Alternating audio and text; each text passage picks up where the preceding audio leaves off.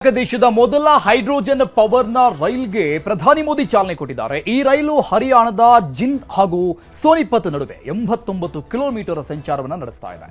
Jind railway ನಿಲ್ದಾಣದಲ್ಲಿ ಈ ರೈಲ್ಗೆ ಪ್ರಧಾನಿ ಮೋದಿ ಹಸಿರು ನಿಶಾನೆ ತೋರಿಸಿದ್ದಾರೆ. ಈ ರೈಲನ್ನ ಭಾರತದಲ್ಲೇ ನಿರ್ಮಾಣ ಮಾಡಲಾಗಿದ್ದು ಮಾಲಿನ್ಯ ರಹಿತ ರೈಲ್ವೆ ಸಾರಿಗೆಯತ್ತ ಪ್ರಮುಖ ಹೆಜ್ಜೆ ಆಗಿದೆ ಇದು.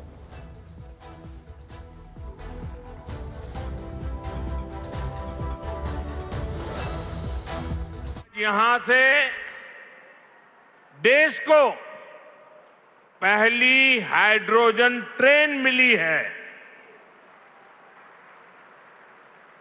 आपको याद होगा साथियों, आज भी हम पढ़ते हैं, सुनते हैं कि भारत में पहली ट्रेन बॉम्बे से ठाणे के बीच चली थी, जिसे आज मुंबई कहते हैं. वैसे ही भविष्य में जब भी हाइड्रोजन ट्रेन का जिक्र आएगा तो जिंद का, सोनीपत का, हरियाणा का नाम भी आएगा ही आएगा. आज यहां से ಈ ಬಗ್ಗೆ ಮಾತಾಡೋಕೆ ಪ್ರೊಫೆಸರ್ ದಾಸಪ್ಪ ಎಸ್ IISc ವಿಜ್ಞಾನಿಯವರು ಸಂಪರ್ಕದಲ್ಲಿದ್ದಾರೆ. ಸರ್ ನಮಸ್ಕಾರ. ನಮಸ್ಕಾರ ಸರ್, ಮೊಟ್ಟ ಮೊದಲ ಹೈಡ್ರೋಜನ್ ಪವರ್ ಹೊಂದಿರುವಂತಹ ಟ್ರೈನ್ ಸುಮಾರು ಇದಾವೆ, ಬಟ್ ಅದರ ಕೆಪಾಸಿಟಿ ಕಡಿಮೆ ಇತ್ತು. ಅದ್ಭುತವಾದಂಥ ಕೆಪಾಸಿಟಿ ಹೊಂದಿರುವಂತಹ ಹೈಡ್ರೋಜನ್ ಟ್ರೈನ್ ಇದು. ತಮ್ಮ ಒಪಿನಿಯನ್ ಸರ್ ಈ ಬಗ್ಗೆ? ಇದು ಮಹತ್ವವಾದ ನಿರ್ಧಾರ ಮಾಡಿದೆ ಭಾರತ ಸರ್ಕಾರ ಇದರಲ್ಲಿ.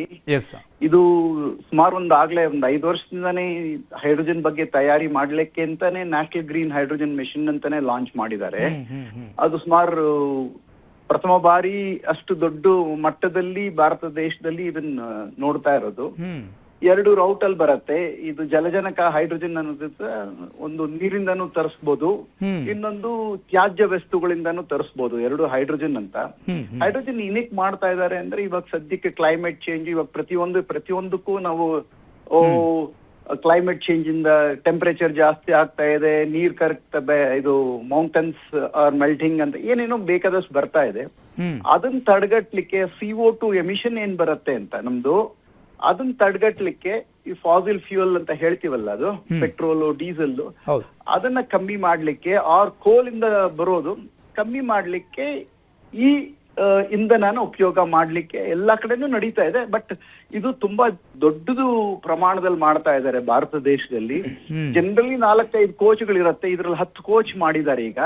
ಸುಮಾರು 2400 ಕಿಲೋವಾಟ್ ಅಷ್ಟು ಪವರ್ ಇರುತ್ತೆ ಇದ್ರೊಳಗೆ. ಇದ್ರಲ್ಲಿ ಹೈಡ್ರೋಜನ್ ಸ್ಟೋರ್ ಆಗಿರತ್ತಲ್ಲಿ. ಆ ಸ್ಟೋರ್ ಆಗಿರೋ ಹೈಡ್ರೋಜನ್ ತಗೊಂಡು ಫ್ಯೂಯಲ್ ಸೆಲ್ ಅಂತ ಒಂದು ಅಳವಡಿಕೆ ಮಾಡಿರ್ತಾರೆ. ನಮ್ಗೆ ಇಂಜಿನ್ ಇರುತ್ತಲ್ಲ, ಅದೇ ತರ ಇದ್ರಲ್ಲಿ ಫ್ಯೂಯಲ್ ಸೆಲ್ ಅಂತ ಇರುತ್ತೆ.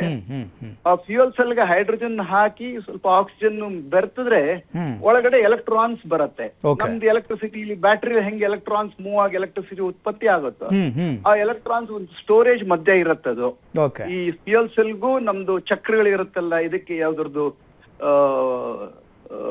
ರೈಲ್ವೆ ಚಕ್ರಗಳು ಇರುತ್ತಲ್ಲ, ಅದ್ರ ಮಧ್ಯ ಒಂದು ಬ್ಯಾಟ್ರಿ ಇರುತ್ತೆ. ಬ್ಯಾಟ್ರಿ ಸ್ಟೋರ್ ಆಗಿರುತ್ತೆ. ಇವಾಗ ಏನಾಗುತ್ತೆ, ನಮ್ಗೆ ನಾವು ಯಾವ್ದು ಫಾಸಿಲ್ ಫ್ಯೂಯಲ್ ಉಪಯೋಗ ಮಾಡ್ದೇನೆ ಇದು ಎಲೆಕ್ಟ್ರಿಸಿಟಿ ತಗೊಂಡ್ರೆ ಬ್ಯಾಟ್ರಿ ಆಪರೇಟೆಡ್ ಬೇಕಾಗತ್ತೆ. ಈಗ ಇವಾಗ ನಮ್ಗೆ ಕೇಬಲ್ಲು ಬೇಕಿಲ್ಲ ಮೇಲೆ, ಎಲೆಕ್ಟ್ರಿಕ್ ಟ್ರೈನ್ ಗಾದ್ರೆ ಇಲ್ದರೆ ಡೀಸೆಲ್ ಬೇಕಿಲ್ಲ. ಹಳೆ ಕಾಲದಲ್ಲಿ ನಾವು ವಿದ್ಯುತ್ ಯೂಸ್ ಮಾಡ್ತಾ ಇದ್ವಿ.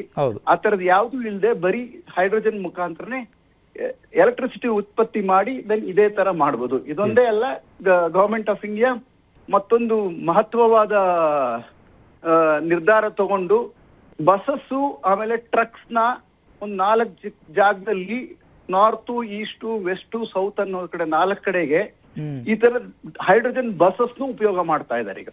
ಇದು ತುಂಬಾ ದೊಡ್ಡದು ಪ್ರೋಗ್ರಾಮ್. ಇವಾಗ ಪ್ರಧಾನಮಂತ್ರಿಗಳು ಇನಾಗ್ರೇಟ್ ಮಾಡಿರೋ ತುಂಬಾ ದೊಡ್ಡದು ಕೆಪಾಸಿಟಿ ಸಿಸ್ಟಮ್. ಅದು ಇದು ತುಂಬಾ ಒಳ್ಳೇದು. ಈ ವಿಷನ್ ಮಾತ್ರ ತುಂಬಾ ದೊಡ್ಡ ಹೆಜ್ಜೆ ಸರ್ ಭಾರತದ ಪಾಲಿಗೆ. ಯಾಕಂದ್ರೆ ಈಗ ನಾವು ವಾರ್ ಸಿಚುವೇಶನ್ಸ್ಗಳನ್ನು ನೋಡ್ತಾ ಇದ್ದೀವಲ್ಲ, ನಾವು ಬೇರೆ ಇಂಪೋರ್ಟ್ ಮಾಡ್ಕೊಳ್ಳೋದು ಪೆಟ್ರೋಲಿಯಂ ಎಲ್ಲ ಉತ್ಪನ್ನಗಳನ್ನು. ಇಂಥ ಸಿಚುವೇಶನಲ್ಲಿ ಫ್ಯೂಚರ್ ಹೆಂಗೆ ಅನ್ನುವಂಥ ಯೋಚನೆ ಆಗಿತ್ತು. ಸೊ ಇದು ಸ್ಮಾಲ್ ಸ್ಕೇಲ್ಗಳಲ್ಲಿ ತುಂಬ ಲಾರ್ಜ್ ರೀತಿಯಲ್ಲಿ ಆದರೆ ತುಂಬ ಯೂತ್ ಉಪಯುಕ್ತ ಅಂತ. ಇಲ್ಲಿ ತುಂಬಾ ಇದಾಗತ್ತೆ. ಇದು ಅದಕ್ಕೆ ಹೇಳ್ತಾ ಇರೋದು, ಇವಾಗ ಇದು ಮೋಸ್ಟ್ಲಿ ನಮಗೆ ಸೂರ್ಯ ಶಕ್ತಿ ಇಲ್ಲದೆ ಇದ್ರೆ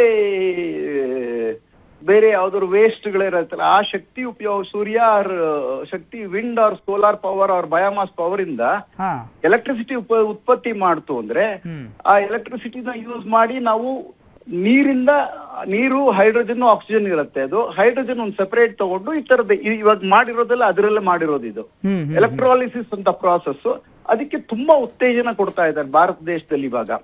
ಮೇಜರ್ ಪ್ರೋಗ್ರಾಮ್ ಒಂದು ಹೇಳಿದ್ನಲ್ಲ 19,000 ಕೋಟಿದು ಮೇಜರ್ ಪ್ರೋಗ್ರಾಮ್ ಸುಮಾರು ದೊಡ್ಡ ದೊಡ್ಡ ಇಂಡಸ್ಟ್ರೀಸ್ಗೆಲ್ಲ ಇವಾಗ ರಿಫೈನರಿಗೆ ಹೈಡ್ರೋಜನ್ ಕೊಡ್ಲಿಕ್ಕೆ ಆತ. ಇವಾಗ ಸದ್ಯಕ್ಕೆ ರಿಫೈನರಿ ಎಲ್ಲ ಫಾಸಿಲ್ ಫ್ಯೂಯಲ್ ಇಂದಾನೆ ಇದೇ ಆಗಿದ್ದು. ಬೇರೆ ದೇಶದಿಂದ ನಮಗ್ ಬರತ್ತೆ, ಅದನ್ನ ಉಪಯೋಗ ಮಾಡಿ ನಮ್ಗೆ ಯೂರಿಯಾ ಬೇಕು, ಫರ್ಟಿಲೈಸರ್ ಬೇಕು, ಅದಕ್ಕೆಲ್ಲ ಹೈಡ್ರೋಜನ್ ಬೇಕೇ ಬೇಕು. ಆ ಹೈಡ್ರೋಜನ್ ನ ಆದಷ್ಟು ಬೇರೆ ತರ ತಯಾರಿ ಮಾಡ್ಲಿಕ್ಕೆ ಆಗತ್ತಾ ಅಂತ ಹೇಳ್ಬಿಟ್ಟು ಅದಕ್ಕೆ ಅದನ್ನ ಗ್ರೀನ್ ಹೈಡ್ರೋಜನ್ ಅಂತ ಹೇಳ್ತಾರೆ. ಇದರಿಂದ ನಮ್ಗೆ ಏನು ಬೇರೆ ಕಾರ್ಬನ್ ಡೈಆಕ್ಸೈಡ್ ಉತ್ಪತ್ತಿ ಬರೋದಿಲ್ಲ, ಕ್ಲೈಮೇಟ್ ಚೇಂಜ್ ಉಪಯೋಗ ಆಗತ್ತೆ ಅಂತ ಇದು ಬಿಗ್ ಇನಿಷಿಯೇಟಿವ್. ಇದು ಸರ್ ತುಂಬಾ ಅಡ್ವಾನ್ಸ್ಡ್ ಟೆಕ್ನಾಲಜಿ ಇಂಡಿಯಾ ಯೂಸ್ ಮಾಡ್ತಾ ಅಂತ, ಯಾಕಂದ್ರೆ ಬೇರೆ ದೇಶಗಳಲ್ಲಿ ನೋಡಿದ್ರೆ ನಾವು ಮುಂದುವರೆದ ದೇಶಗಳಂತ ಹೇಳ್ಕೊಳ್ಳುವಂತ ದೇಶಗಳಲ್ಲಿ ತುಂಬಾ ಕಡಿಮೆ ಕಿಲೋಮೀಟರ್ಗಳಲ್ಲಿ ಓಡಿಸ್ತಾರೆ hydrogen ಟ್ರೈನ್ಗಳನ್ನ.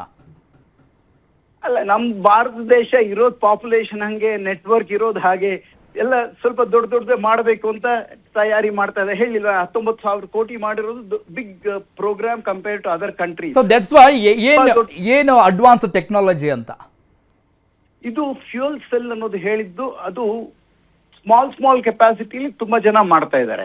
While fuel cell is N imported one. ಈಗ ಸದ್ಯದ ಭಾರತ ದೇಶ ಇದ್ರಲ್ಲಿ ಟ್ರೈನ್ ಅಲ್ಲಿ ಹಾಕಿರೋದು, ಬಟ್ ಎಂಟೈರ್ ಇಂಟಗ್ರೇಷನ್ ಎಲ್ಲ ಇಂಡಿಯಾದಲ್ಲೇ ಮಾಡಿರೋದು. ಓಕೆ, ಫ್ಯೂಯಲ್ ಸೆಲ್ ಸದ್ಯಕ್ಕೆ ಇನ್ನ ಭಾರತ ದೇಶದಲ್ಲಿ ತಯಾರಿಕೆಗೆ ಎಲ್ಲ ನಡೀತಾ ಇದೆ ಅದು, ಬಟ್ ಇನ್ನ ಫುಲ್ ಸ್ಕೇಲ್ ಅಲ್ಲಿ ತಯಾರಿ ಆಗ್ತಾ ಇಲ್ಲ. ಬಟ್ ಅದೇನ್ ಮಾಡ್ತಾ ಇದಾರೆ ಅಂದ್ರೆ ಈ ತರದ್ ಒಂದೊಂದು ಶುರು ಆಯ್ತು ಅಂದ್ರೆ ಮ್ಯಾನುಫ್ಯಾಕ್ಚರಿಂಗ್ ಗೆ ಉತ್ತೇಜನ ಸಿಗತ್ತೆ. ಜನಗಳು, industries can come forward to take it to the next level. I think these are the enabling mechanisms which I think industries will be looking forward. ಅದರಿಂದ I think ಇದು ಒಂದು ಮೆಷಿನ್ ಉತ್ಪತ್ತಿ ಮಾಡೋದು, ಇನ್ನೊಂದು ಜಲಜನಕ ಹೈಡ್ರೋಜನ್ ಜನರೇಟ್ ಮಾಡೋದು, ಎರಡು ಒಟ್ಟಿಗೆ ಬೇಕಾಗತ್ತೆ. I think hand in gloves ಅಂತ ಹೇಳ್ತಾರಲ್ಲ, ನಮ್ಮಲ್ಲಿ ಇತ್ತು ಅಂದ್ರೆ, ನಮ್ಮ ಹತ್ರ ಹೈಡ್ರೋಜನ್ ಇತ್ತು ಅಂದ್ರೆ ನಾವು ಯಾರನ್ನು ಹೋಗಿ ಒದ್ಲಾಡೋದು ಬೇಕಿಲ್ಲ. ಇವಾಗ ನಾವು ಸದ್ಯಕ್ಕೆ ಎಷ್ಟು ಒದ್ಲಾಡ್ತಾ ಇದೀವಿ, ನಮ್ಗೆ ಇದು ಸಿಕ್ತ ಯೂರಿಯಾ ಇಲ್ಲ, ಫರ್ಟಿಲೈಸರ್ ಇಲ್ಲ, ಎಲ್ಲ ಮಿಡ್ಲ್ ಈಸ್ಟ್ ಇಂದ ಬರಬೇಕು ಅಂತ. To some extent this can really help in doing that. It is maybe to start with it's a baby steps, but I think it's a long way to go. ಇನ್ನು ತುಂಬಾ ಮಾಡಬೇಕು. But I think this is a great initiative because ಇದ್ರಲ್ಲಿ safety ಬೇಕು, storage ಬೇಕು, ಎಲ್ಲ ಅದೆಲ್ಲ ಈ train ಅಲ್ಲೆಲ್ಲ ಅಳವಡಿಕೆ ಆಗಿದೆ ಈ ಸತಿ. Okay sir, thank you sir, news ಜೊತೆ ಮಾತನಾಡೋದಕ್ಕೆ.